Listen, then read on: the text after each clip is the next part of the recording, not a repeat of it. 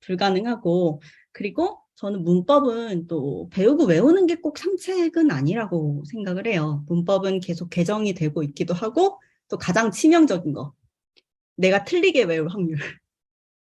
외우긴 외웠는데 틀리게 외울 확률도 있잖아요. 그렇기 때문에 문법 같은 건 그때그때 필요할 때마다 찾아서 검증을 하는 게 가장 정확한 방법이라고 생각을 합니다.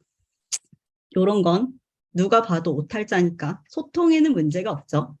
그런데 문장을 쓸 때 가장 큰 문제는요. 내가 어떤 문장을 썼을 때 이 사람은 내 문장이 무슨 뜻인지를 몰라. 근데 나는 이 사람이 내 문장을 왜 이상하다고 생각하는지를 몰라요. 이러면 이제 소통의 부재인 거잖아요. 그렇기 때문에 저는 문장을 보는 안목이 기본적으로 제일 중요하다고 생각합니다. 그래서 오늘은 이 문장들 보고 왜 이상한지를 보는 연습을 주로 할 거예요. 자, 그래서 이제 본격적으로 시작을 해 볼 텐데 지금 다운이 받으신 분도 있고 못 받으신 분도 있을 것 같아서 네, 간단히 자기소개를 한번 했으니까, 네, 준비했으니까 잠깐 하고 넘어갈게요. 솔직히 저도 자기소개는 별 쓸모가 없다고 생각을 하는데, 기본적으로 수업을 시작을 하면 갑자기 카톡도 하고 싶고, 커피도 마시고 싶고, 막 할 일을 갑자기 화장실도 가고 싶고 그러잖아요. 네. 제가 자기소개를 할 동안 여러분들 그것을 하시면 됩니다. 카톡 답장하시고 커피 타오시면 돼요. 네, 제 이름은 김은경이고요. 저는 2010년에 처음 출판사에 입사를 해서 올해로 12년 차 에디터가 됐어요. 여러분들께서 아시는 회사라고 하면 뭐 시공사, RH 코리아 뭐 이런 곳들을 다녔고 제가 만든 책들 중에서 에세이가 약간 베스트셀러가 돼서 에세이 전문 편집자다 요런 식으로 좀 포지셔닝도 됐는데 기본적으로 뭐 어린이 책도 만들고 인문, 경제경영, 뇌과학 책도 만들었고요. 그리고 기본적으로 이런 신간들이 나오면 언론사에 보도자료를 내보내거든요. 그런 것도 다 편집자가 만들기 때문에 여러분들이 쓰시는 글에도 도움을 드릴 수 있을 것 같습니다. 그래서 아까 설명해 주신 것처럼 또 편집자로는 약간 운이 좋게 에세이 쓰기 작법서와 문장 고치는 법 책을 썼어요. 요거는 기본서이기 때문에 오늘 문장 같이 고쳐보시고 좀 더 기본에 대해서 알고 싶다 하시면 요거 한번 보시면 도움이 될 것 같습니다. 그래서 지금은 제 글도 쓰고 남의 글도 봐주면서 글 관련해서는 좀 두루두루 일을 하고 있어요. 자, 그러면 다 다운받고 화장실 다녀오셨을 것이라고 믿고 본격적으로 시작을 해보겠습니다. 1번부터 5번까지를 일단 먼저 풀어볼 텐데요. 1번부터 5번까지는 웜업이에요. 갑자기 어려운 걸 고치라고 하면 너무 어려울 테니까. 일단 문장 교정교열 수업은 제가 하는 게 하나가 있고 그 외에는 출판 편집자 양성 과정 6개월 중에서 한 달 정도 배우는 과정이 있다고 알고 있거든요.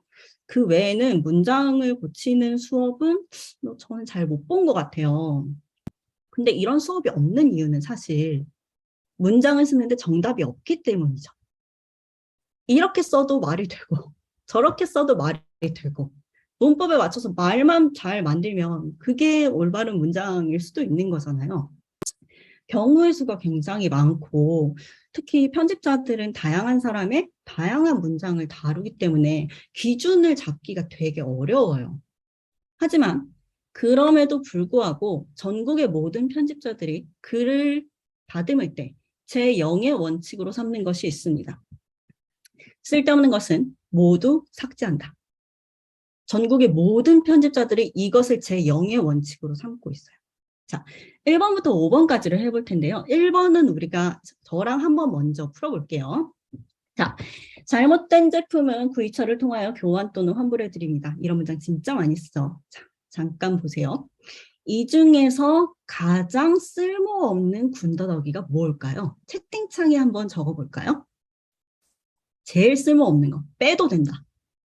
자, 그렇죠. 이동님 너무 감사합니다. 선생님 너무 감사해요. 이유진 너무 감사합니다. 선생님 감사해요. 이렇게 대답을 해주시면 돼요.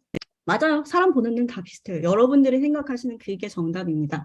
잘못된 제품은 구입처를 통하여는 반드시 있지 않아도 돼요. 자, 잠깐 생각을 해볼게요. 잘못된 이라는 단어를 봤을 때 우리는 이게 무슨 뜻인지 명확하게 알아요. 제품이라는 단어를 봤을 때 우리는 직관적으로 이게 무슨 단어인지 알죠. 구입처도 마찬가지죠.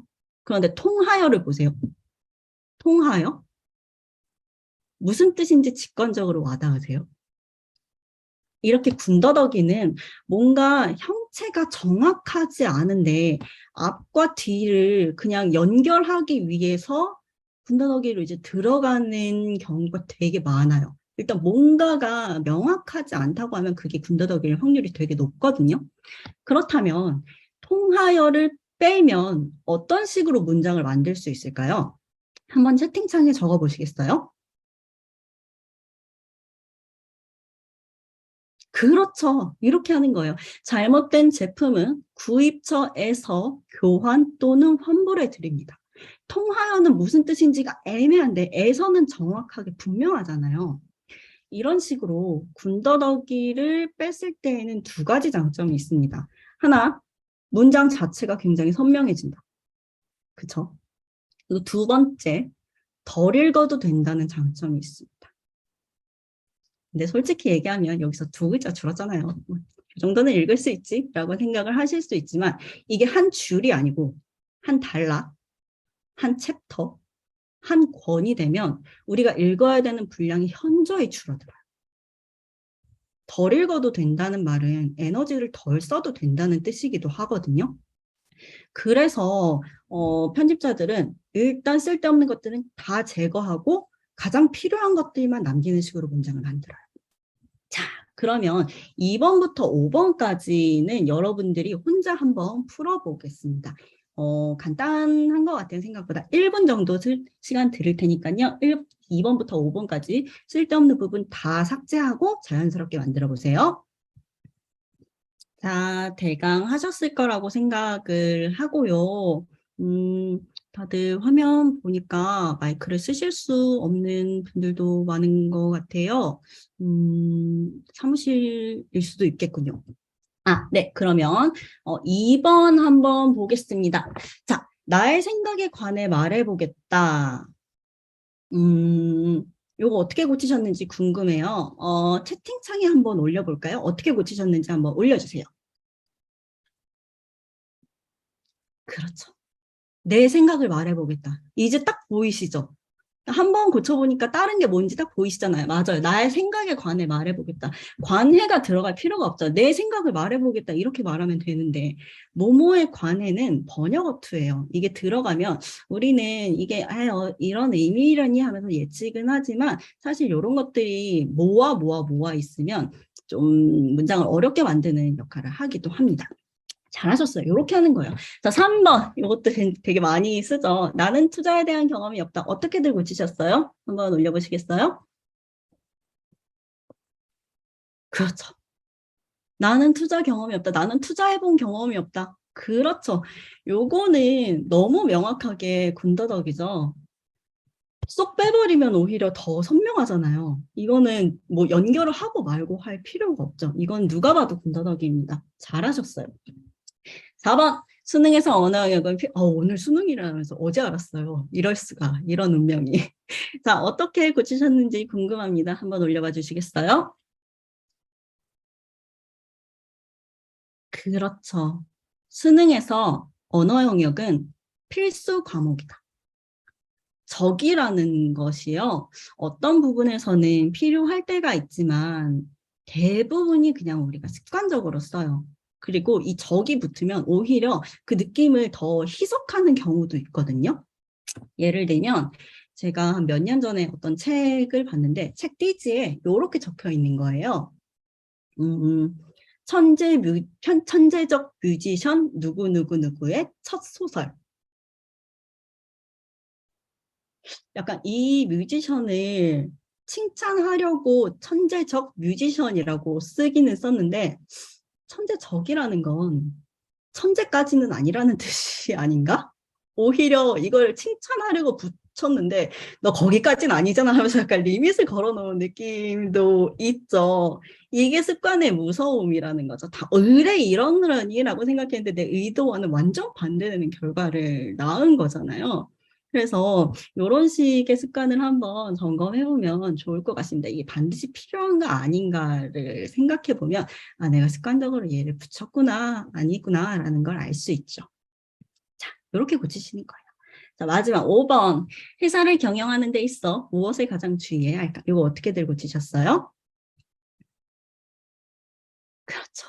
아, 제가 요 맛에 강의하거든요. 정답을 보면 너무 기분이 좋아요.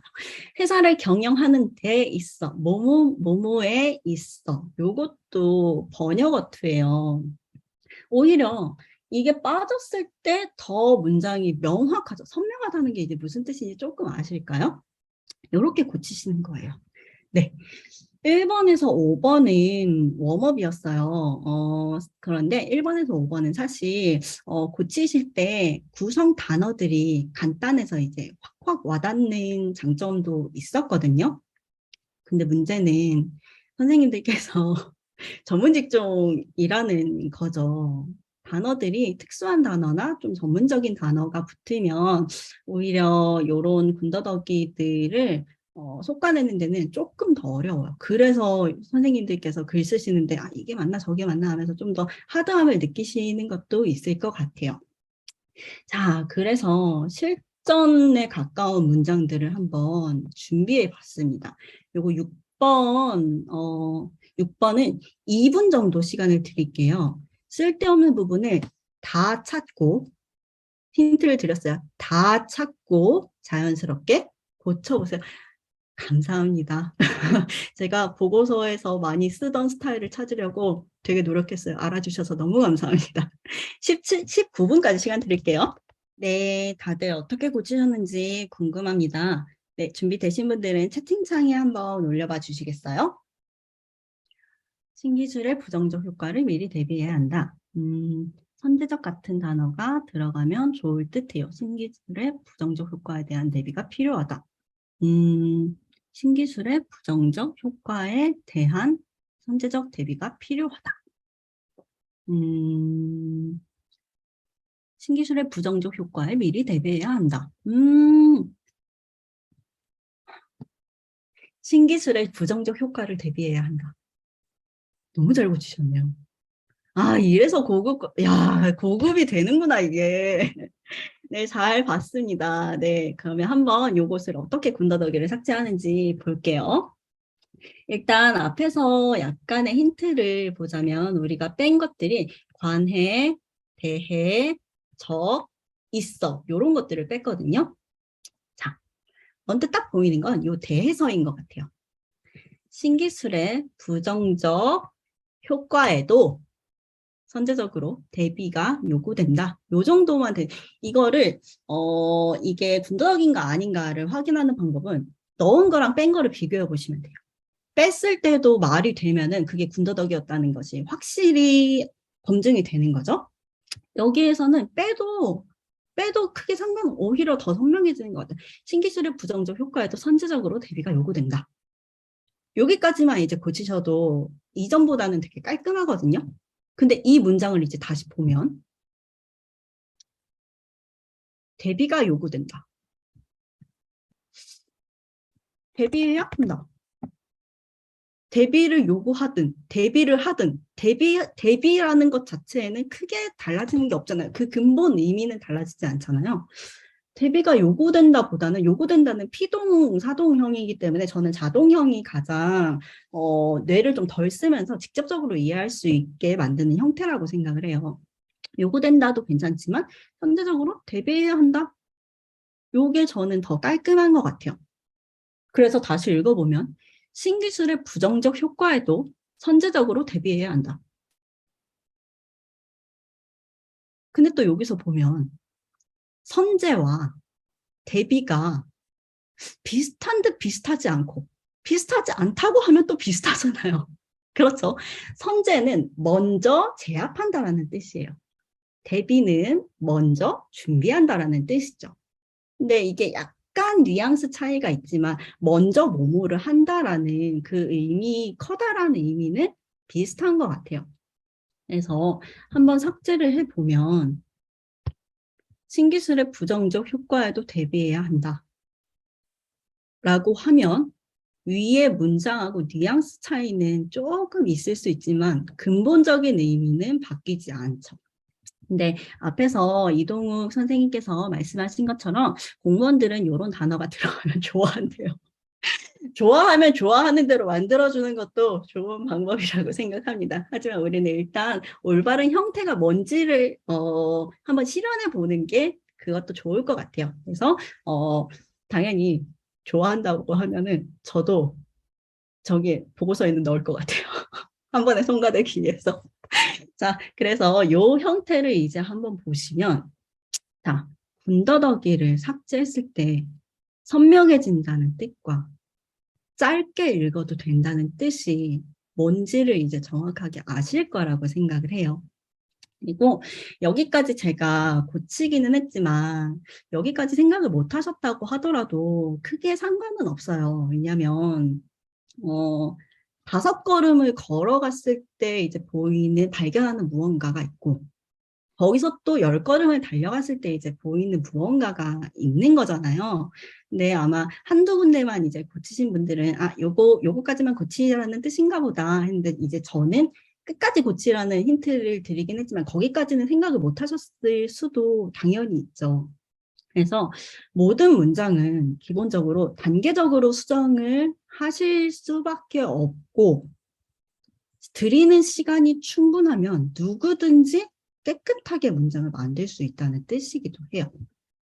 효과를 하고 효과에 하고 어떤 것이 야 진짜 고급 과정이네요. 잠깐만요. 효과에 대해서도 이 효과를과 효과에를 보려면요. 잠시만요. 이 고급 이것을 설명하게 될 줄이야. 네, 여기 송화연 님께서 선생님께서 질문을 해주셨는데 정말 좋은 질문이라고 생각하고 이렇게 중간중간 질문이 있으시면은 채팅창에 올려주세요. 이 송화연 선생님 덕분에 굉장히 고급 스킬을 알 수 있게 되었습니다. 갑자기 헷갈릴 때가 있어요. 을이냐 애냐. 예를 들면 아주 쉽게는 학교를 간다야 학교에 간다야. 를과 항상 쓰는 건데 되게 헷갈릴 때가 있잖아요. 그럴 때는 효과라는 것을 찾아보기 전에 가장 중요한 서술어를 먼저 보시면 이거랑 주어와 서술어가 어떻게 호응돼야 되는지를 봐야 되는 거기 때문에 이 주어와 서술어를 먼저 찾아보는 게 중요하거든요. 근데 여기서는 요구된다 하잖아요. 어쨌든 대비하다가 맞겠네요. 저는 국어사전 이용하거든요. 잠시만요. 국립국어원 표준국어대사전이라는 곳에 이제 들어가면 여기는 국가기관에서 운영하는 표준국어 대사전, 사전이에요.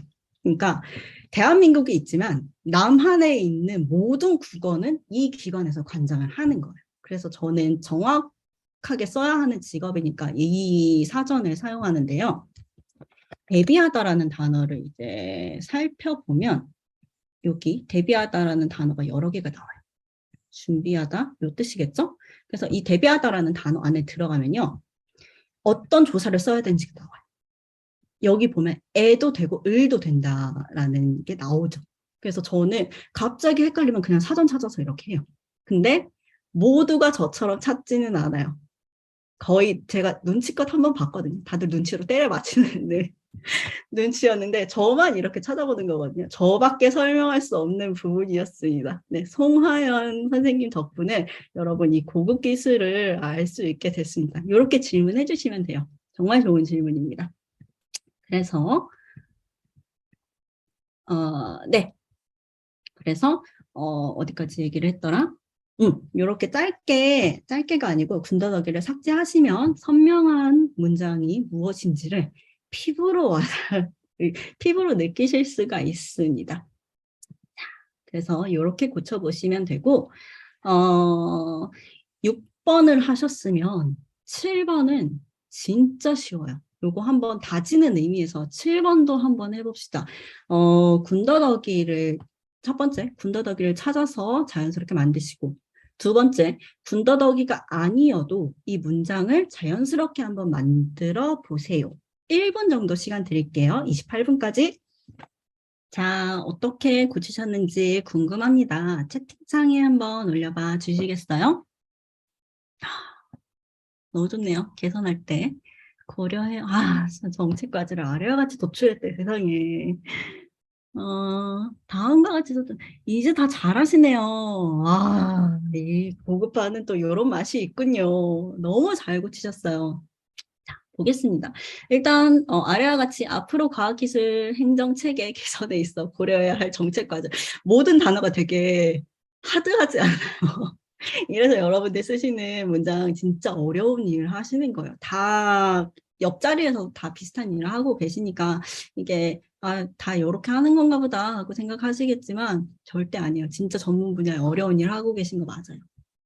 자, 볼게요. 뭐뭐에 있어 일단 눈에 딱 보이시죠? 이제 이런 거는 딱 보이시죠? 앞으로 자, 여기가 군더더기니까 일단 빼볼게요. 아래와 같이 앞으로 과학기술 행정체계 개선 고려해야 할 정책 과제를 도출했습니다. 여기를 이제 자연스럽게 만들어주기만 하면 되죠. 아까 우리 바꿨잖아요.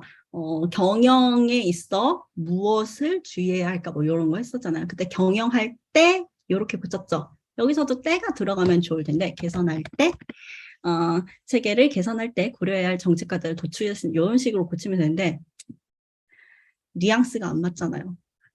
보고서에서 할 때가 뭐야. 이런 게 이제 마음에 안 들죠.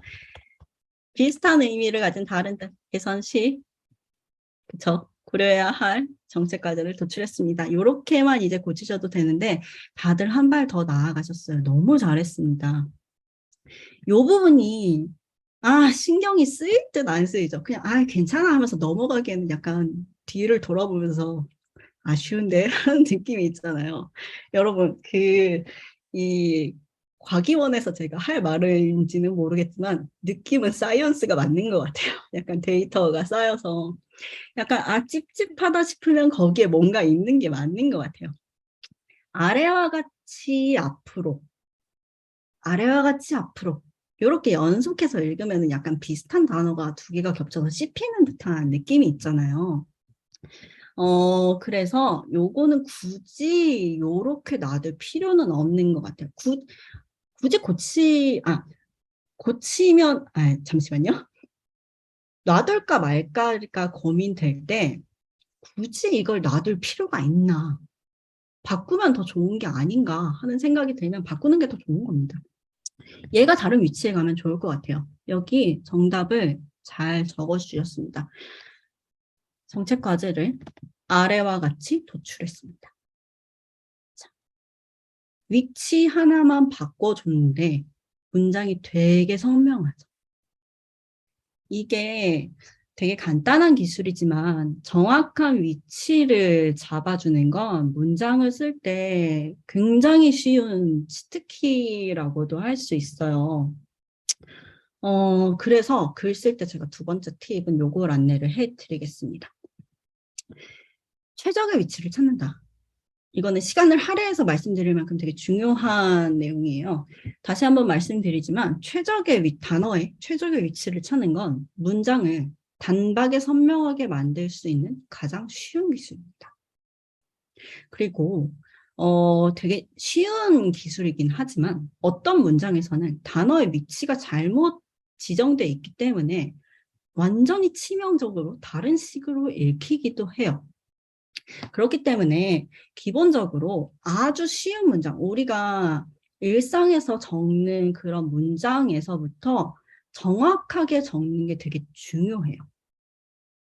이거 뭐 여기 뭐 이렇게 써도 되지라고 생각해서 그냥 넘어가시면 이제 진짜 어려운 문장을 적어야 될 때 그때는 이제 정신을 못 차리는 거죠. 그래서 쉬운 문장을 쓸 때부터 이 습관을 잘 들여두시는 게 굉장히 중요합니다.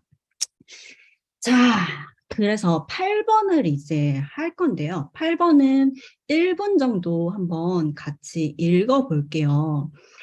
어떤 점이 고치지는 않으셔도 되고 어떤 점이 문제인 것 같다라는 걸 한번 생각해 보시고 채팅창에 올려보시겠어요? 뭔가 문제가 있는 것 같긴 한데 뭐가 원인일까? 이걸 한번 생각해 보세요.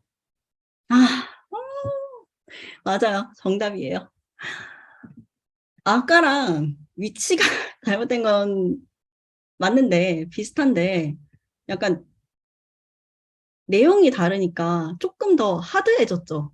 뭐가 잘못됐는지도 잘 모르겠는 상황이잖아요. 맞아요. 보세요. 이 8번은요, 위치를 잘못 적었기 때문에 문장 자체를 이해할 수 없게 된 문장이거든요. 자, 한번 찬찬히 살펴봅시다. 글로벌 환경 변화를 살펴서 과학기술 혁신 정책 아젠다를 제시하지 않은 것이 원인인 듯합니다. 하고 적으셨는데, 요 문장은요, 두 가지로 읽혀요. 첫 번째, 아젠다를 제시하긴 제시했어요. 근데 제시를 했는데 글로벌 환경 변화를 살펴서 반영을 했어야 되는데 그걸 안 했네. 아젠다는 제시했는데 뭔가 중요한 걸 반영하지 않은 거죠. 그래서 첫 번째는 아젠다를 제시한 건 제시한 거예요. 근데 두 번째는 글로벌 환경 변화는 살폈어요. 근데 깜빡하고 아젠다를 제시하지 않은 거예요. 두 가지가 완전 다르죠. 첫 번째는 아젠다를 제시한 거고 두 번째는 아젠다를 제시하지 않은 거잖아요. 완전히 다른 결과죠. 이게 문장을 제대로 쓰지 않으면 이게 헷갈려. 그래서 제시를 했다는 거야, 제시를 하지 않았다는 거야. 근데 위에 아젠다가 나와 있잖아. 이런 경우가 이제 생기는 거죠. 그래서 문장을 쓸 때는요, 모든 문장은 왼쪽에서 오른쪽으로 읽어야 하고, 온점에 도달했을 때 이 문장의 내용이 머릿속에 입력이 끝나야 돼요. 온점에 도착했는데 내가 뭘 읽었는지 모르겠다 하면서 앞으로 다시 돌아왔다? 이건 뭔가 문제가 있다는 뜻이에요. 앞에서 정리를 해줘야 한다는 뜻입니다. 자, 그러면 문제를 이제 파악했으니까 명확하게 쓰는 연습을 해볼게요. 답을 일단 드릴게요. 방향을 드릴게요. 아젠다를 제시를 하기는 한 것 같아요. 근데 뭘 반영을 안 했을 뿐인 것 같아요. 자, 요 내용으로 올바르게 한번 명확하게 고쳐보시고 이번에도 그 외에 다른 좀 자연스럽게 고치고 싶으신 부분이 있으면 자연스럽게 고쳐보세요. 1분 시간 드리겠습니다. 과학기술 혁신 정책 제시할 때 살피지 않은 것이 원인인 듯합니다. 위치를 바꾼 건 아니지만 더 명확해졌어요. 반영하지 않은 것이 원인인 듯합니다. 그렇죠. 이런 식으로. 과학기술 아젠다를 제시할 때 글로벌 환경 변화를 살피지 않은 것이 원인인 듯합니다. 맞아요. 아젠다는 글로벌 환경 변화를 살피지 않은 것이 원인으로 보입니다. 어떤 식으로 고치셨든 이제 아젠다를 제시했어 안 했어 이 문제는 완전히 사라졌죠. 뭘 했는데 뭐가 원인이다라는 식으로 명확하게 드러났잖아요. 잘하셨어요. 이런 식으로 이전보다 조금 명확해졌다라고 하면 저는 그게 좋은 문장이에요. 어떤 방식으로 고치셨든. 저는 뭐라고 했냐면요. 이렇게 했어요. 글로벌 환경 변화를 살피지 않고 과학기술 혁신 정책 아젠다를 제시한 것이 원인인 듯합니다. 그러니까 제시를 한 건 한 건데 살피지 않은 것이 원인이었다. 이런 식으로 저는 위치만 한번 하지 않은 걸 이 위치를 위로 올려줬어요. 이렇게 아까 말씀드린 것처럼 위치를 살짝 바꾸는 것만으로도 문장을 선명하게 만들 수 있죠. 이 말은 위치가 하나만 꼬여도 완전히 다른 의미가 될 수 있다는 거. 그래서 아까 말씀드렸다시피 기본적인 문장을 쓰실 때 명확하게 쓰시는 것이 굉장히 중요합니다. 그리고 여기서 하나 더 팁을 드리자면 이 문장이 내가 잘 쓴 건지 안 쓴 건지 모르겠다 라고 헷갈리실 때는 일단 이걸 먼저 생각하세요. 이 문장이 단 하나의 의미만 가졌는가? 이게 다른 식으로 읽히면 어떤 식으로 읽힐까를 한번 역산해 보세요. 그래서 이건 이런 식으로도 읽힐 수 있겠구나 하면은 그쪽으로 가는 통로를 막아버리면 돼요. 그래서 모든 문장은 단 하나의 의미만 가지는 게 중요합니다. 그게 내 의도를 정확하게 전달하는 것이니까. 그래서 이렇게 알려드렸고, 잠시만요. 답안을 조금만 더 볼게요. 아젠다를 인 듯합니다. 표현하는 것은 문제가 없나요? 하셨는데, 여기에서는 어떤 상황인가에 따라서 다른 것 같아요. 그러니까 이게 확실히 원인입니다라고 얘기하는 거는 이걸 내가 정확히 알고 있다는 뜻이죠. 근데 원인인 듯해요라는 것은 아직 확실하지 않은데 이런 후보군이 있다라는 걸 얘기를 할 때는 듯합니다를 말하는 게 맞는 것 같아요. 어떤 상황이냐에 따라서 선택의 문제인 것 같습니다. 자, 그러면 제가 이렇게 고쳐놓긴 했는데 8번을 하나 더 볼게요. 아니야. 제가 고친 문장에서 한 가지를 더 설명해 볼 텐데요. 제가 고친 문장에서 요거 하나만 더 고치면 좋겠다 하고 생각하시는 부분 있을까요? 힌트를 드리면 진짜 사소한 거거든요. 뭐 이렇게 쪼잔하기까지 뭐 이런 느낌이거든요.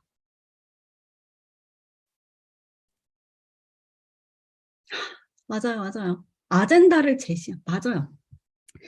아젠다 제시를 한 것이 원인인 듯합니다 하고 썼는데 아젠다 제시를 한 게 아니죠. 아젠다를 제시한 거죠. 되게 쪼잔해 보이죠? 자꾸? 하지만 저는 오늘 수업을 할 때 이걸 가장 중요하게 생각하고 왔어요. 이거 설명하는데 시간이 꽤 오래 할애할 예정입니다. 그래서 오늘 수업 들으실 때 요거 하나만 기억하고 가셔도 저는 진짜 남는 일이라고 생각을 해요. 자, 세 번째 팁을 드릴게요. 누가 무엇을 어떻게를 명확하게 쓰시면 좋아요. 근데 누가 무엇을 어떻게라는 건 주어와 목적어와 서술어를 명확하게 쓴다는 뜻도 되고 명사는 명사로 써야 하고 동사는 동사로 써야 한다라는 의미이기도 해요. 되게 범위가 넓은 말이에요. 이렇게만 설명을 하면은 무슨 얘기인지 확 와닿지 않으실 테니까 예시를 한번 들어서 설명을 해드릴게요. 자, 지금부터 우리는 눈을 한번 싹 씻어볼 거예요. 문장 그동안 내가 습관적으로 쓰던 그런 문장 보는 안목들을 한번 싹 씻어보겠습니다. 자, 1번 볼게요. 진짜 이런 식으로 많이 쓰죠. 그는 친구에게 재산 증여를 했다. 재산 증여를 한 것이 아니죠. 재산을 증여한 거죠. 그렇죠. 2번 볼게요. 2번 진짜 많이 쓰잖아요. 문이 열리자 신부 입장을 했다.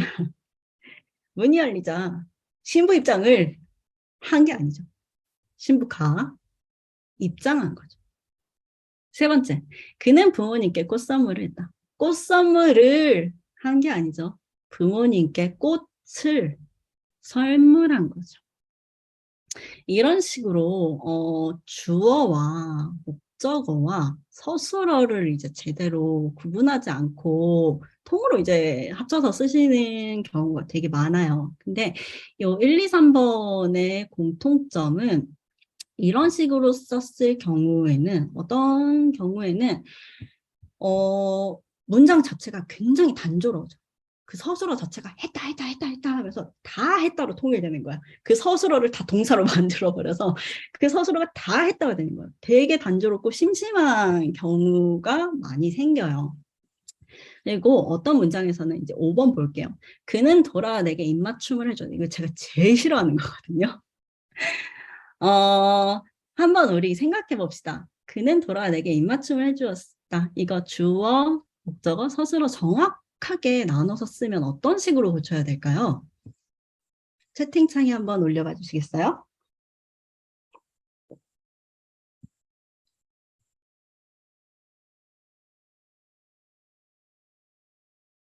맞아요. 그는 돌아와 내게 입맞춤을 해준 게 아니고 입을 맞추었다가 맞는 거죠. 그렇죠. 이런 식으로 편집자들은 이제 동사를 명사화한 거 이제 꾸겨서 쓴 것들이 있으면 일단 이걸 다 풀고 봐요. 모두가 이런 식으로 고쳐요. 자, 이런 식으로 동사를 명사화해서 쓰는 습관의 문제를 한번 얘기해 볼게요. 입맞추다라는 단어가 있어요. 근데 사실 동사를 동명사로 써야 하는 문장 구조가 있어요. 요런 거. 너의 입맞춤이 필요해라고 하는 건 여기에 명사가 들어가야 되는 자리잖아요. 그래서 입맞추다라는 건 여기 못 들어가는데 그래서 이제 껌종이 꾸기듯이 입맞추다를 딱 꾸겨서 이 안에 입맞춤이라고 해서 만들어 넣었어요. 여기서는 문장 구조가 막 그렇게 이상하진 않죠.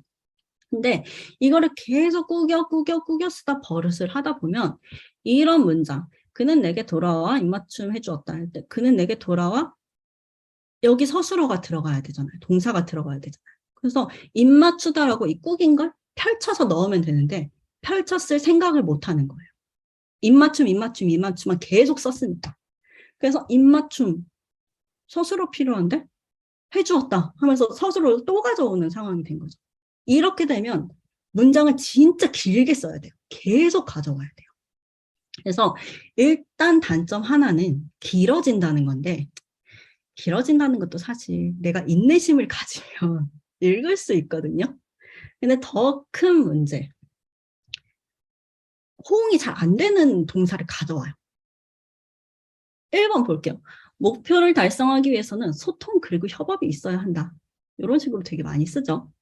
근데 자세히 생각해 보면 소통과 협업은 있고 없고가 아닙니다.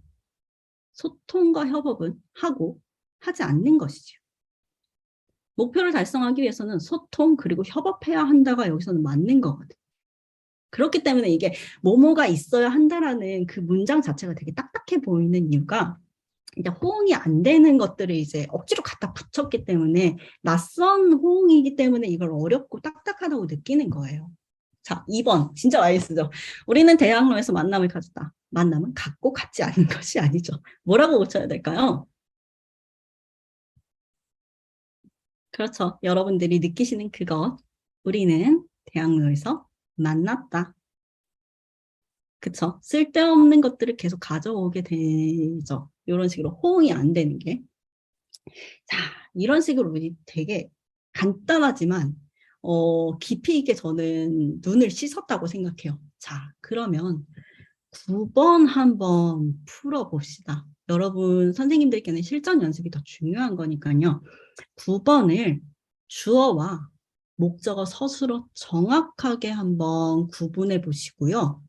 군더더기가 있으면 그것도 한번 제거해 보세요. 요거 어려운 거예요. 2분 시간 드릴게요. 와, 맞아요. 다 잘하셨어요. 너무 잘하셨어요. 교육 대상자의 직급 및 분야를 구분하여 커리큘럼에 다각화해야 한다. 맞아. 이렇게 하시는 거예요. 이제 군더더기가 뭔지, 주어, 서술어, 목적어 왜 구분해야 하는지 이제 아시겠죠? 요거 한번 볼게요. 그쵸? 교육 대상자의 직급 및 분야 구분을 통한 다양화를 추진해야 한다. 이렇게 문장이 있는데 교육 대상자의 직급 및 분야 구분을 하는 게 아니죠. 직급 및 분야를 구분하는 거죠. 이쪽으로 와야 된다. 구분하면 이 을 통하는 자연스럽게 탈락돼요. 어울리지 않기 때문에 구분해 또 되고 커리큘럼의 다각화를 추진하는 게 아니죠. 커리큘럼을 다각화하는 거죠.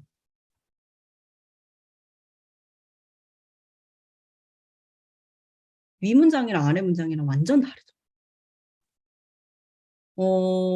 일단 9번 문장 처음 보셨을 때는 일단 우리가 아까 했던 신부 입장을 한다 이런 거랑 차원이 다르잖아요. 일단 내용 자체가 어려워지니까 뭐가 군더더기고 뭐 어디에서 잘라 읽어야 될지가 되게 어렵잖아요. 그렇기 때문에 네, 일단 보고서를 쓰는 것 자체가 쉬운 일이 아니에요.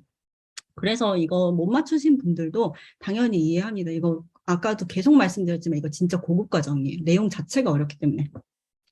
그래서 이렇게 주어와 목적어와 서술어를 이제 구분하는 방법을 한번 경험해 봤는데 여기에서 우리가 하나를 더 알 수가 있어요. 우리 앞에서 아까 통한, 대한, 뭐뭐에 있어 같은 것들 군더더기 빼는 연습을 했잖아요. 그런 군더더기가 붙는 이유는 아까도 말씀드렸던 것처럼 주어와 목적어와 서술어를 정확하게 짓지 않았기 때문이에요. 이 통한이 붙은 이유는 분야 구분을, 이 을을 구분 옆에 넣었기 때문이거든요.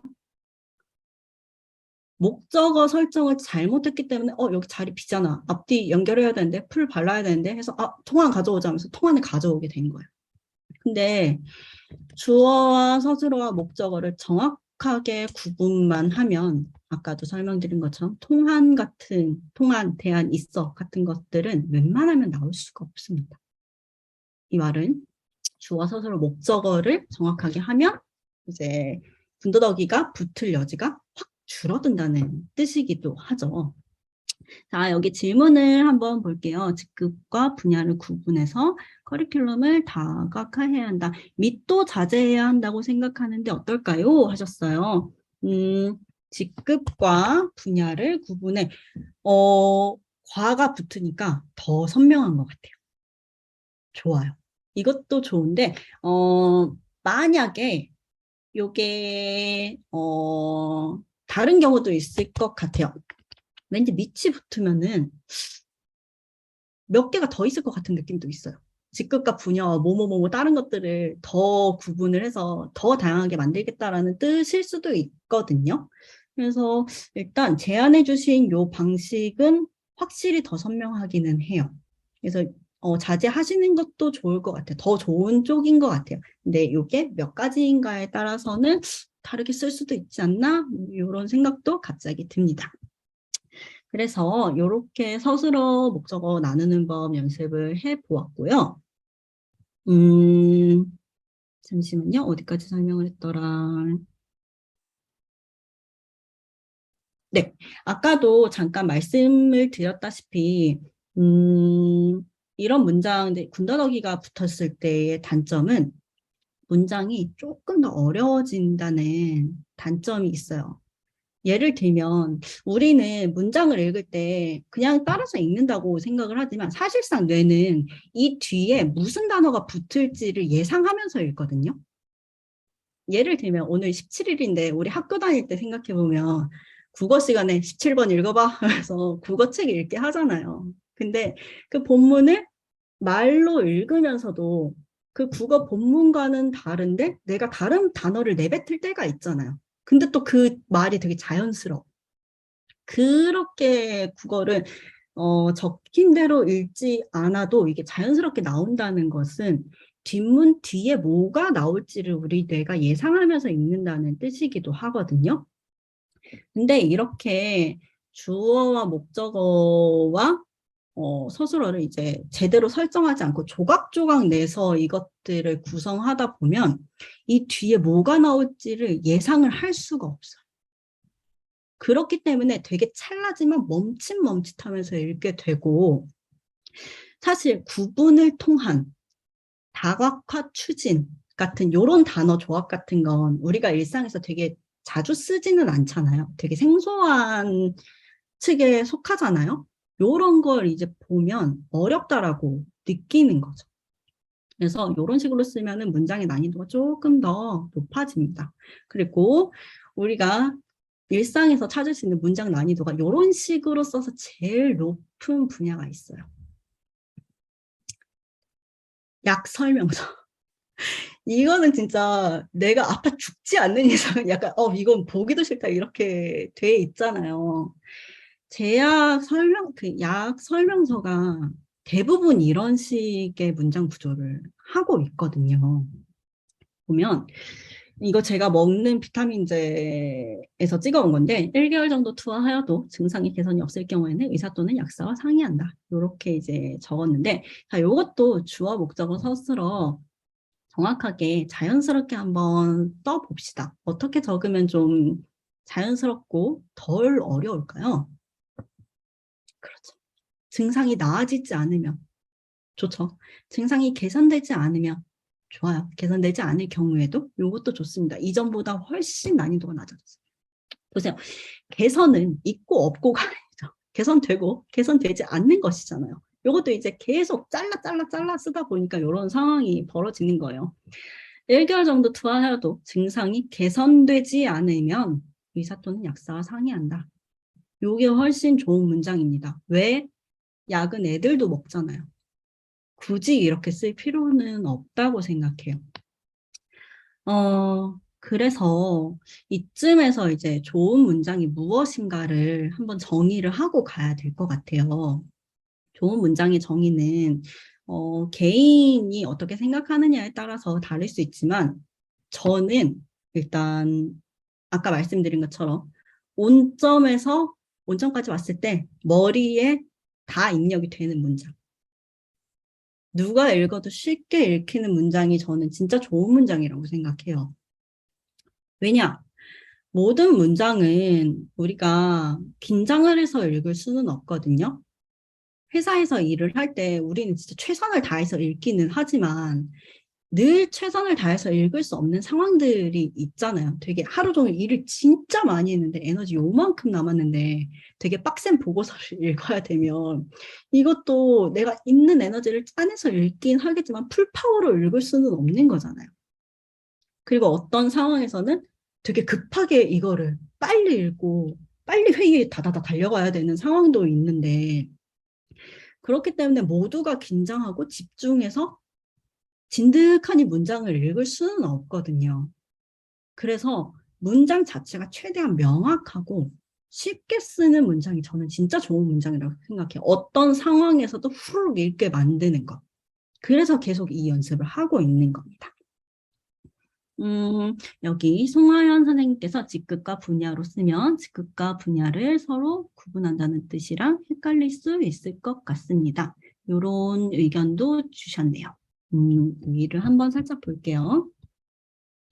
직급과 분야를 구분하여. 서로 구분한다는 뜻이랑 헷갈려. 이런 식의 의견도 있습니다. 네, 이런 식으로도 한번 생각을 해보셨나 봐요. 자, 그래서 길게 돌아왔어요. 자, 8번 다시 보면 아젠다 제시를 하지 않은 게 아니죠. 아젠다를 제시한 것이 원인인 듯합니다. 이렇게 고치시면 될 것 같습니다.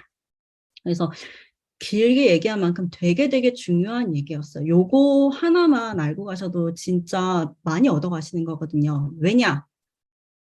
문장이 이런 식의 문장 쓰시는 분들이 생각보다 이 세상 전체에 되게 많고 이런 문장 구조가 진짜 많으면 어디서부터 어디까지가 주어고 서술어인지 계속 연산하면서 읽어야 된다는 단점이 있습니다.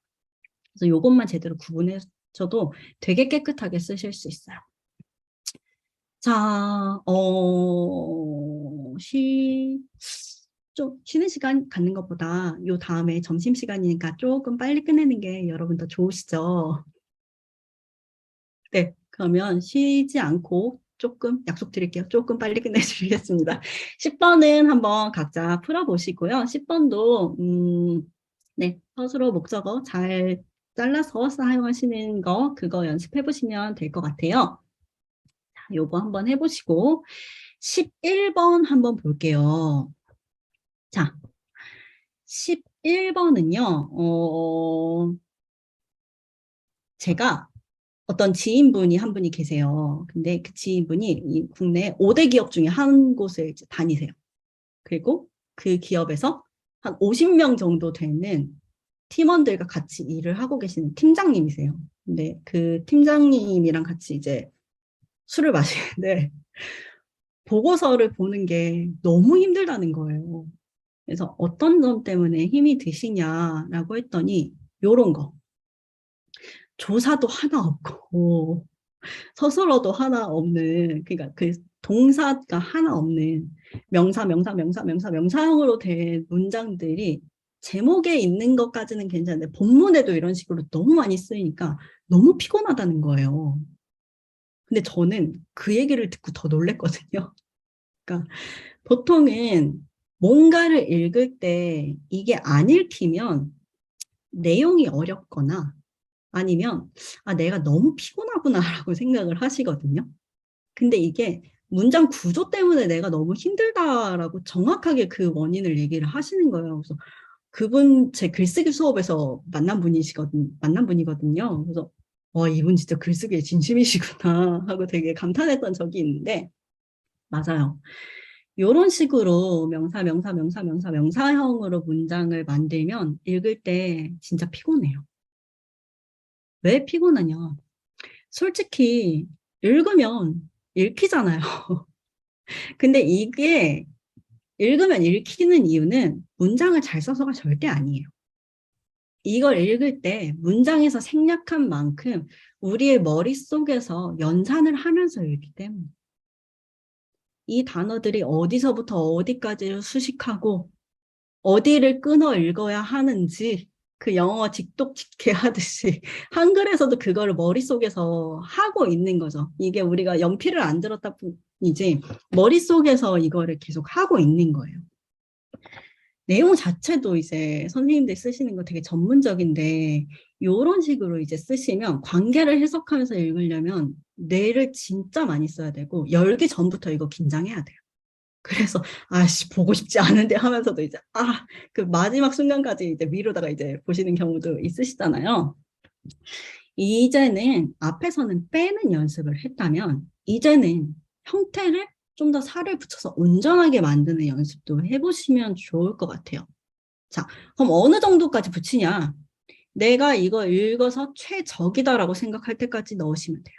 자, 그러면 1분 정도 시간을, 2분 정도 시간 드릴게요. 요거 한번 살을 조금 더 붙여서 한 번에 쑥 읽히게 한번 만들어 보세요.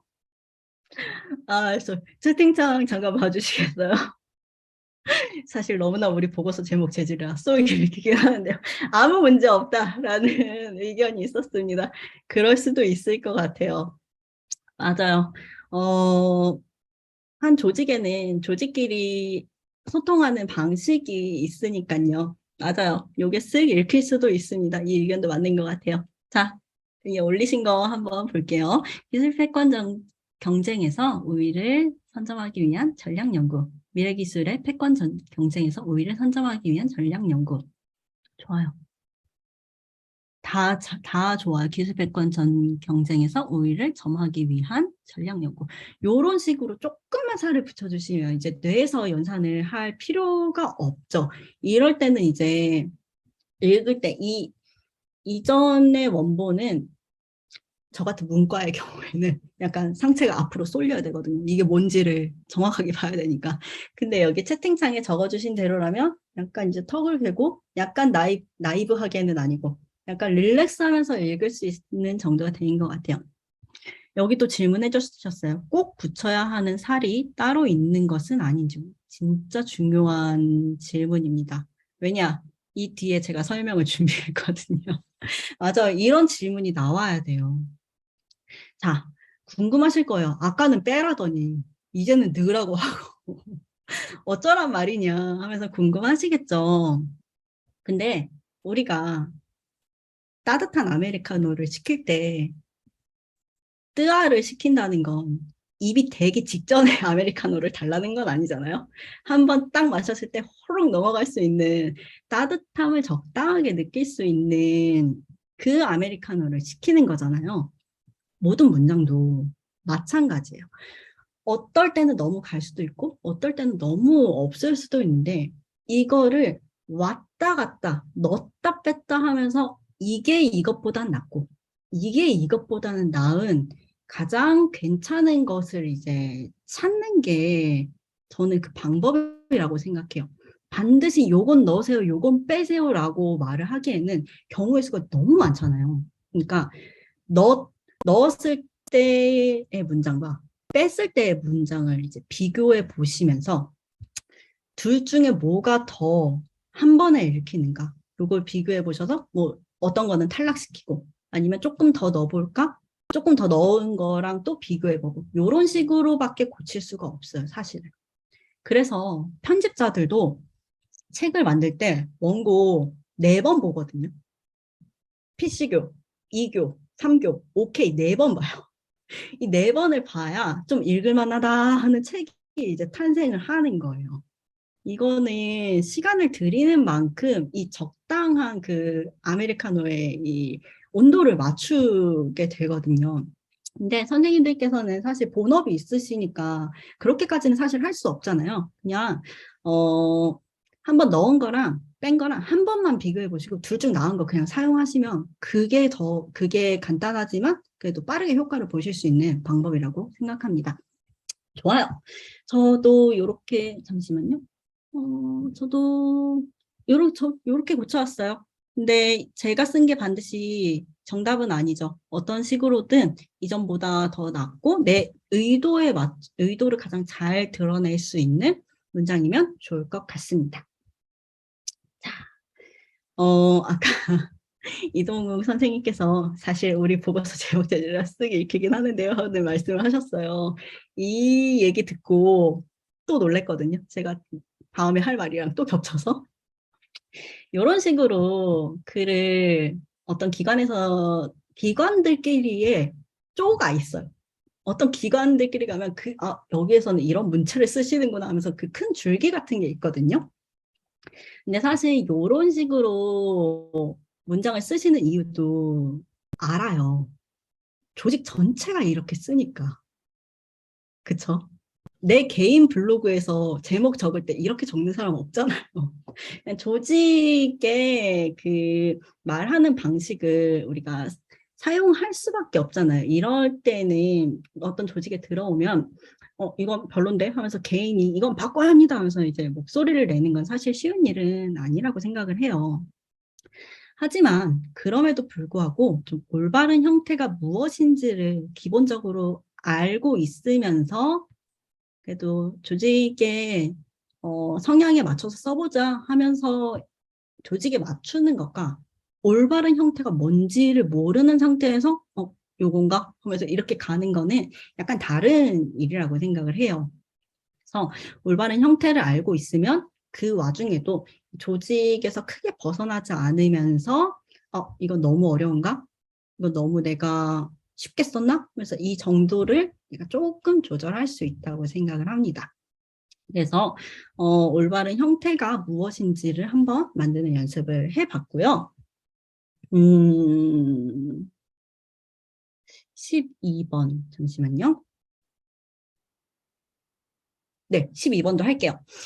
12번 힌트 드리지 않을게요. 이거 한번 2분 시간 드릴 테니까 자연스럽게 만들어 보시고 한 가지 힌트 아닌 힌트를 드리자면 요거 고치실 때 궁금하거나 이상한 점이 있는데 난 잘 모르겠다 하시는 거 있으면 바로 저한테 질문을 해주세요.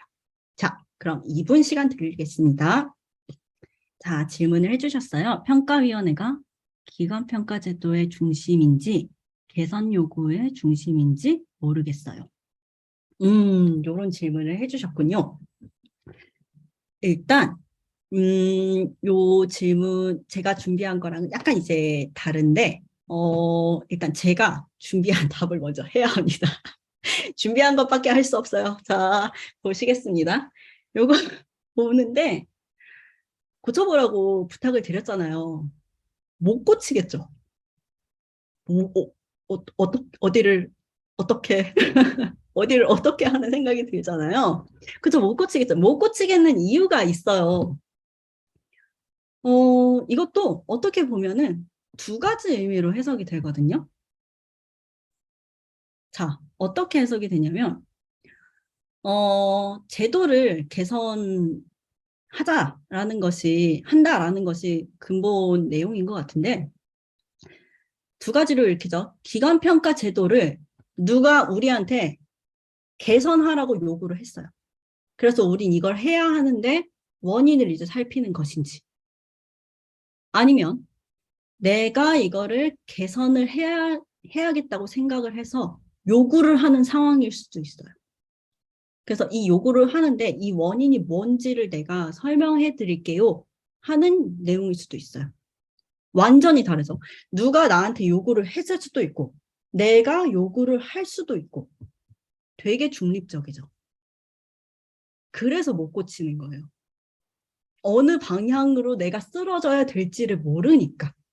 그쵸. 되게 중립적이라서 이게 읽긴 읽었는데 뭘 읽었는지 약간 내가 이거를 집중을 안 하고 읽었나? 하는 그런 상황이 이제 벌어지는 거죠. 근데 요거는 제가 보고서를 이제 살짝 읽어봤는데 어떤 내용이었냐면 너무 결과 중심의 평가만 하고 있다. 근데 이 중간중간 그 결과가 아니고 그 과정에서도 분명히 우리가 짚고 넘어가야 할 부분과 좋게 평가를 받아야 할 부분들이 있는데 결과만 얘기를 하니 그 가운데 과정들이 다 아무것도 아닌 게 되어버리는 것 같다. 과정도 평가에 넣어야 한다. 그래서 나는 이것이 조금 개선되었으면 좋겠다라는 취지의 글이었어요. 보면서 이거 되게 감동적인 내용인데 하고 생각을 했거든요. 그래서 이거 보다가 약간 스며들었어요. 자, 이제 보십시다. 이제 어떤 쪽으로 넘어가야 될지는 알 것 같아요. 그러니까 내가 이것을 요구합니다라는 의미로 이게 수정이 돼야 돼요. 자, 앞서서 11번 한 것과 마찬가지로 어떤 것들은요, 이렇게 명사로만 만들어졌을 때는 머릿속으로 연산해서 우리가 예측하면서 읽을 수 있는 문장들이 있어요. 근데 어떤 문장에서는 이렇게 딱 중립의 문장으로 완성이 되는 경우가 있거든요. 생략했기 때문에. 그렇기 때문에 살을 붙여주시는 게 조금 더 좋다고 저는 생각을 해요. 자, 그러면 요것을 내가 요건이다 라는 뜻으로 쓰러지게 문장을 한번 살을 더 덧대 봅시다. 1분 정도 시간 드릴게요.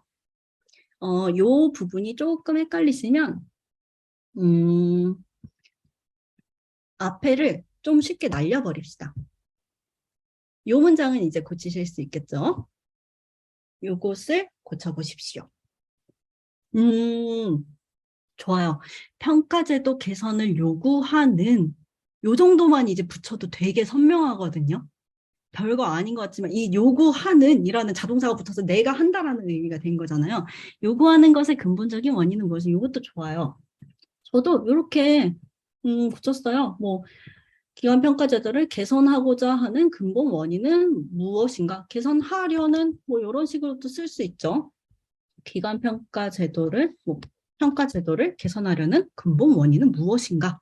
이렇게 되면 훨씬 선명하고 한 번에 쓱 읽어도 머릿속에 입력될 수 있는 문장이 되는 거죠. 자, 그러면 명사형은 여기까지 하도록 하고 자, 이제 문단으로 넘어갈게요. 여러분 조금만 힘내세요. 여기까지 왔으면 다 온 겁니다. 자, 문단을 한번 볼게요. 요것은 자, 1분 정도 한번 같이 한번 읽어보시고 어떻게 되면 조금 나아질지 한번 채팅창에 올려봐 주세요. 1분 시간 드릴게요. 네, 여러분 좋습니다. 맞아요. 문장이 너무 길죠. 되게 다들 여러분들 머리에서 생각하시는 그것이 답이에요. 근데 이 답이 너무 너무 금방 심플하게 나오니까 이건 답은 아니겠지라고 생각하기 때문에 요것을 일부러 이제 외면하는 경우가 되게 많죠. 맞아요. 문장이 일단 너무 길고요. 아, 그리고 왜 처음부터 자꾸 안 가르쳐주고 왜 계속 생각해보라고 하느냐 하는 분도 계실 것 같아요. 근데 저도 그냥 답만 알려드리고 가면은 되게 편하기는 한데 문제는 이 아카데미가 끝나고 제가 빠졌을 때죠. 여러분들께서 실제로 보고서를 쓰실 때는 그 원인을 파악하고 문장을 수정하는 건 본인밖에 할 수가 없거든요. 그래서 원인을 파악하고 내가 스스로 솔루션을 도출하는 것까지 생각해보는 연습을 하고 있는 거예요. 그러니까 조금 답답하시겠지만 실전에서는 이렇게까지 시간을 들일 수 없는 경우도 많거든요. 그래서 조금 생각해보는 연습을 지금 해두시면은 나중에 편하실 거예요. 자, 그러면 문장을 나누는 게 좋겠죠. 맞아요. 일단 한국어에서는요, 주어가 크면 되게 좀 읽기가 어려워요. 이 주어를 짧게 해주는 게 중요한데요. 자, 여기서 그러면 주어를 한번 찾아봅시다. 주어가 뭘까요? 지침, 지침, 지침. 그쵸, 난이죠. 지침이냐, 편람이냐. 난이죠.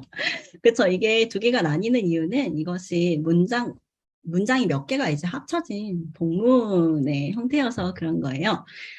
저는 연구사업 평가 자체평가 편람인 것 같아요.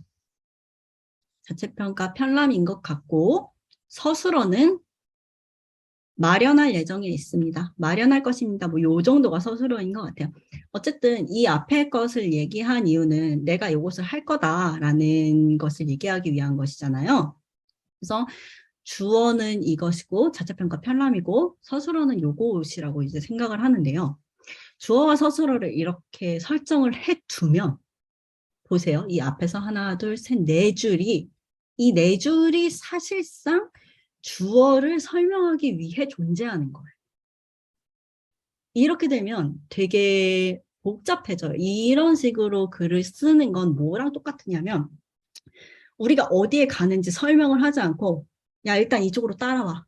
이쪽으로 따라오는데 여기서 뭐 미션하고 요거 해 하는 거랑 똑같아요. 근데 목적을 일단 설명을 안 해주니까 이게 뭔데 하면서 이제 쫓아가긴 하는데 마지막에 오면 알게 돼 하면서 이거 해 하면서 되게 어안이 벙벙해서 이제 따라가는데 자 네가 한 건 이 마지막 요걸 위한 거였어 하면서 이제 마지막에 답을 딱 알려주는 그런 느낌이거든요. 이렇게 주어가 되게 길면요. 이게 뭔지를 모르면서 계속 정보를 머릿속에 집어넣어야 돼요. 정보가 계속 들어오는데 나는 일단 이게 뭔지 잘 몰라. 그래서 마지막에 보면 요거를 하는데 요 편람을 곧 하겠다는 뜻이구나. 그래서 이제 마지막에 알게 되는 거죠. 그래서 이것의 정체를 드디어 이 서술어를 통해서 알게 되니까 그렇구나. 그 앞에 뭐가 있었지? 하면서 다시 읽게 되는 거거든요. 그래서 일단은 이런 것들은 짧게 자르는 게 좋아요. 자, 그러면 답은 나왔어요. 자르자. 자, 그러면 요거는 조금 길어요. 5분 정도 시간 드릴 테니까 자르고 문장을 자연스럽게 만들어 보세요. 네, 안 하셔도 되고 5분 살짝 휴식하시면서 잠깐 쉬셔도 됩니다. 27분까지 시간 드릴게요. 자, 이제 살살 돌아오시고요.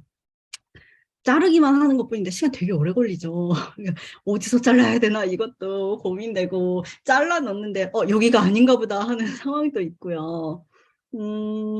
보시면은 일단 심연아 선생님께서 질문을 올려주셨어요. 문장을 자르지 않고 다음과 같이 써도 의미 전달이 어려울까요? 하셨는데 진짜 죄송한 게 저는 요 13번 문장을 이 아카데미 준비하면서 한 50번 정도 읽었거든요. 그래서 일단 객관적인 시각이 아니에요. 저는 어떤 식으로 고쳐도 다 읽을 수 있어요, 지금. 그래서 이것에 대한 저는 지금 이거 읽히거든요. 근데 이제 첫 번째 보시는 분들이 읽힐지 안 읽힐지를 확신을 드릴 수가 없어요. 이게 너무 죄송합니다. 그래서 여기 이제, 자, 볼게요. 자, 어떤 식으로 고쳤는가? 저는 일단, 여기를 잘랐어요.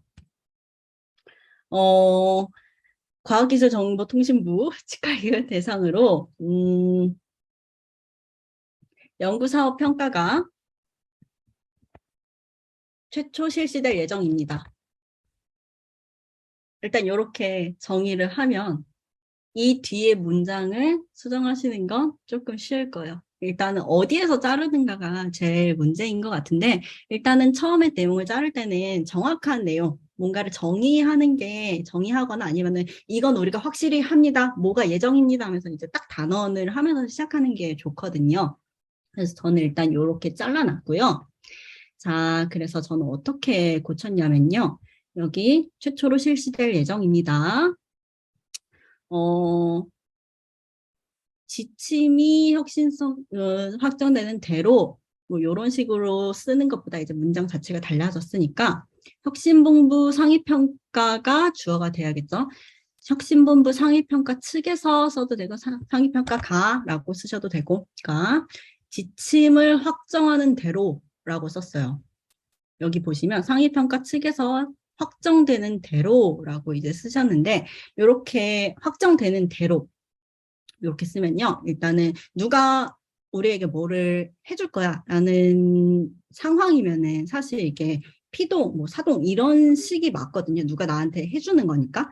의뢰 이것이려니 하고 생각해서 이렇게 쓰시는데 의외로 자동으로 썼을 때 자연스럽고 이게 더 쉬운 경우가 진짜 많아요. 보세요. 혁신본부 상위평가가 지침을 확정하는 대로라고 자동으로 썼는데 이상하지 않죠. 그러면 이건 오히려 이렇게 사역형, 뭐 피동형 이런 식으로 썼을 때가 조금 더 어렵게 읽힌다는 단점이 있거든요. 그러면 아까 말씀드린 것처럼 굳이 이렇게 써야 될 필요가 없어요. 그래서 저는 어떤 식으로 쓰냐면 일단 다 자동차로 써요.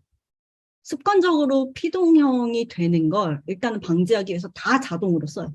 근데 자동으로 썼을 때 이거는 아닌데 라는 때가 오거든요. 그때 이제 피동, 사동 그런 식으로 바꾸는 거죠. 그러면 이제 아주 어려운 표현들을 최소한으로 쓰면서 뭔가를 작성할 수 있어요.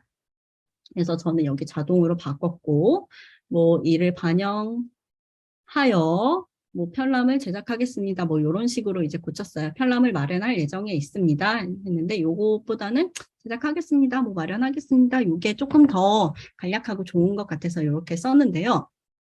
사실 요 13번은 우리가 고쳐보기는 했지만 사실 이건 문장력이라기보다는 이 업무를 하는 상황 자체가 복잡하기 때문인 거잖아요. 누가 우리랑 어떻게 엮여 있는데 내가 뭘 해야 되는데 이쪽에서 뭔가 연락을 주기로 했는데 언제까지 연락을 주겠다는 날짜 기한은 없고 나는 대비를 하고 있는데 보고서는 써야 하는 이런 되게 복합적인 상황들이 이제 연결돼 있는 거잖아요. 그렇다 보면 상황 자체가 어려우니까 이걸 다 표현하기가 되게 어려워요. 그래서 이 문장이 이렇게 길게 설명이 된 거죠. 보면서 지금은 프리랜서로 일하고 있지만 맞아. 회사 다니시는 분들은 이렇게 어려운 일들을 하고 계시지 하는 것을 다시 한번 리마인드 했습니다.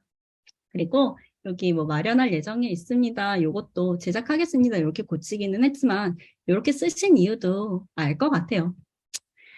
유교 사상에서는 뭔가를 직접적으로 말하는 것을 피하고 있지 않습니까? 심지어 보고의 형태라면. 근데 또 여기에서 좀 곤란한 상황이시기도 하잖아요. 이거 빨리 내가 해서 보고서 이제 딱 쓰면 되는데 하라고 해놓고 계속 기다리라고만 하는 상황인데 이거를 보고해야 되는 상황이면 좀 곤란하시기도 하셨겠다. 그래서 이거를 딱 단언하기보다는 이렇게 애둘러 쓰실 수밖에 없었겠구나 하는 생각도 좀 들어요. 그래서 되게 재밌는 게 조금 깊이 찬찬히 보다 보면 왜 이렇게 쓰셨구나 하는 그 상황도 볼 수 있는 거죠. 자, 요렇게 한번 봤고요. 14번은 하지 않을 거예요. 시간이 없으니까. 자, 15번만 하고 마치겠습니다. 자, 15번은요. 아까보다 좀 더 길어졌죠? 문단 쓰는 기술 알려드릴 예정이고, 이거 일단은 1분 정도 기니까 한번 천천히 읽어보세요. 1분 시간 드릴게요. 자, 한번 읽어보셨을 거라고 생각을 하고요. 이게 왜 잘 쓴 문단인지를 설명하기 전에 15번 여기 이 밑줄 친 문장부터 한번 고쳐보세요. 이 문장도 우리가 고쳐볼 것이긴 하지만 저는 이거 되게 잘 쓴 문장이라고 생각을 해요. 근데 한 가지 약간 아쉬운 게 있어요. 그 미묘한 부분을 한번 찾아서 한번 고쳐보십시다. 이거 1분 정도 시간, 2분 드릴게요. 36분까지. 자, 혹시 찾으신 분 있으시면 채팅창에 올려봐 주시겠습니까? 아니면 뭐 더 좋아질까 방법을 찾지 못했으면 어떤 점이 조금 아쉬웠어요 하고 말씀하셔도 돼요. 우주와 바이오 분야의 미래 기술은 이렇게 고칠 수도 있겠군요. 우주 바이오 분야의 미래 기술은, 그렇죠. 우주 관련 미래 기술 및, 뭐, 요렇게, 뭐 및 하는 것보다 하나로 이제 엮어서 쓸 수도 있죠. 맞아요. 덜 읽으면서 명확하게 쓸 수 있는 내용이에요.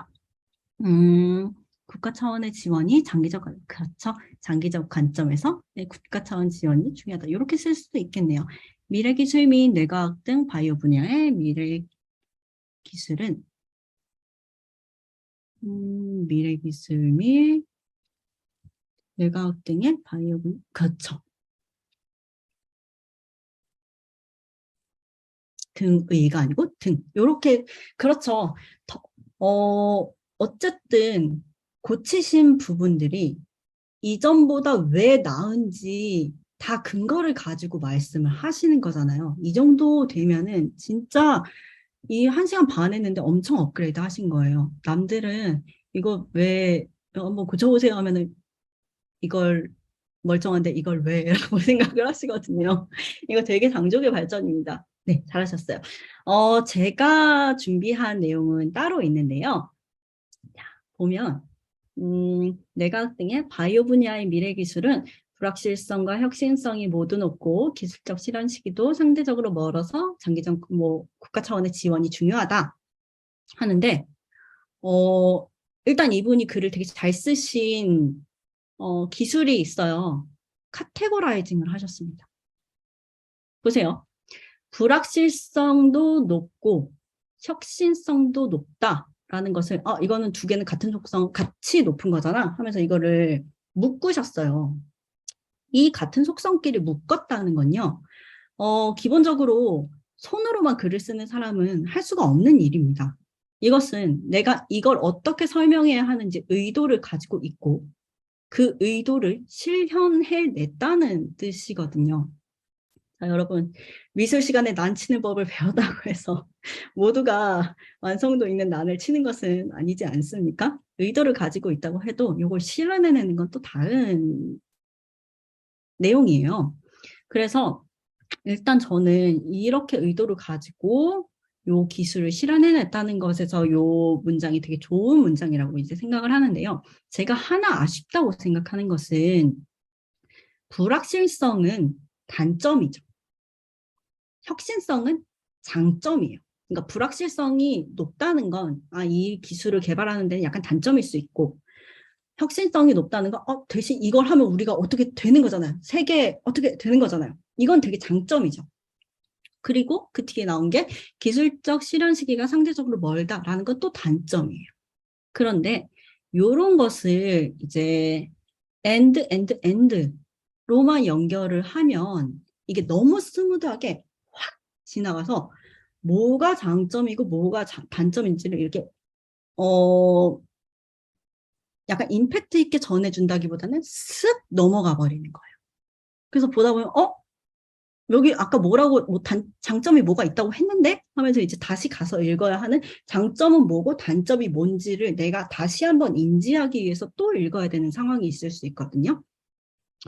그래서 여기에서는 카테고라이징을 이렇게 높다, 불확실성도 높고 혁신성도 높고 라고 이제 두 개를 묶었지만 사실 요것은 좀 같이 묶는다기보다는 반대되는 개념으로 얘기를 해주는 게 좀 더 좋아요. 한 번에 읽는 입장에서는요. 그러면 불확실성은 단점이고 혁신성은 장점인 게 좀 더 드러나게 문장을 바꿀 수도 있을까요? 1분 정도 한번 생각해 보시고 채팅창에 적어 보세요. 자, 어떤 점을 드러내야 하는가를 들으니까 훨씬 쉽게 고칠 수 있죠. 그렇기 때문에 의도를 갖는 게 되게 중요합니다. 내가 어떤 점을 돋보이게 써야지 하는 목적이 있어야 그게 문장에 실현돼요. 손으로만 써서는 그게 실현되기는 좀 어려워요. 여기 잘하셨어요. 이유진 선생님께서 불확실성이 높고 기술적 실현 시기가 상대적으로 멀다고 예측했지만 혁신성이 높음으로 국가 차원의 지원이 그렇죠. 뭔가 약간 이것은 어느 기관을 금전적 지원을 요구할 때 약간 마지막에 요걸 얘기하잖아. 우리는 이런 장점이 있습니다 하면서 이런 얘기하는 구조잖아요. 네, 이거 진짜 재밌게 잘 쓰신 것 같아요. 재밌게 정확하게 약간 그래 요런 FM이 있었지 하는 것을 느낄 수 있었습니다. 좋아요. 혁신성은 높은 반면 불확실성 또한 높고 너무 좋죠. 높다는 것이 있지만 이 반면이 들어가니까 두 개는 다른 거야 라는 걸 되게 간단하게 정확하게 하게 됐어요. 불확실성이 높고 실현 시기도 멀지만 혁신성은 높은 것으로 예측하면서 이제 단점끼리 모으고 장점은 뒤에 있는 걸로 이렇게 카테고라이징을 하시기도 하셨네요. 잘하셨어요. 어떤 것이든 이 되게 의도가 잘 드러나게 고치신 것 같아요. 먼 것으로 예측돼요. 좋습니다. 저도 비슷하게 고쳤어요. 원인을 알면 고치는 건 다 비슷해요.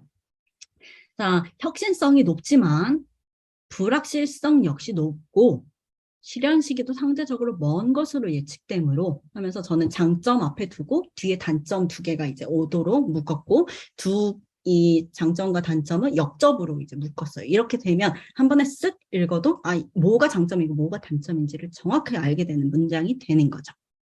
그리고 국가 차원의 지원이 장기적 관점에서 중요하다 이렇게 적으셨는데 약간 이것도 유교된 입장에서 지원해 주세요라는 것을 직접적으로 말할 때 되게 좀 뻘쭘하잖아요. 그러니까 국가 차원의 지원이 장기적 관점에서 중요합니다라고 얘기를 하는 거죠.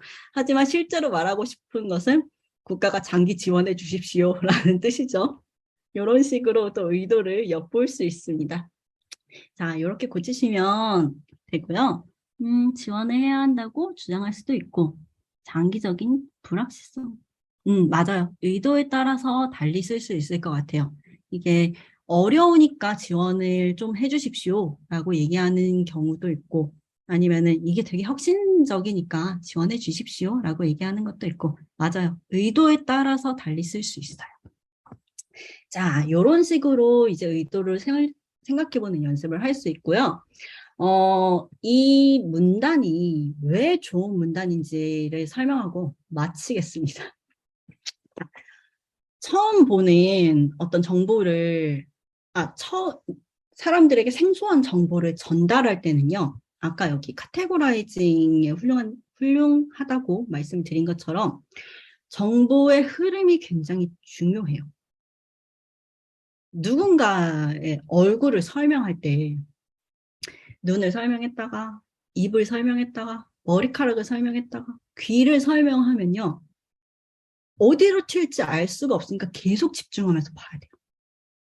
근데 얼굴을 설명할 때 눈, 코, 입, 쉐입, 머리카락 이런 식으로 어떤 흐름을 가지고 얘기를 하면 처음 보는 내용이어도 조금 쉽게 이해할 수 있어요. 이 다음에 뭐가 나오겠거니 하면서 예상할 수 있잖아요. 그렇기 때문에 어떤 문단을 쓰시든 흐름을 생각하고 그 줄기에 따라서 뭔가를 나열하시면 진짜 쉽게 쓰고 쉽게 읽으실 수 있어요. 이 문단이 진짜 잘 쓴 이유가 뭐냐면요. 어떤 규칙을 따라서 흐르고 있어요. 제가 비슷한 내용들끼리 한번 색깔을 다르게 해서 만들어 봤는데요. 규칙적이죠. A그룹에 속한 기술은 뭐뭐뭐가 있고 근데 이것의 장단점은 무엇이 있고 그리고 이 하위 개념에는 뭐뭐가 있다.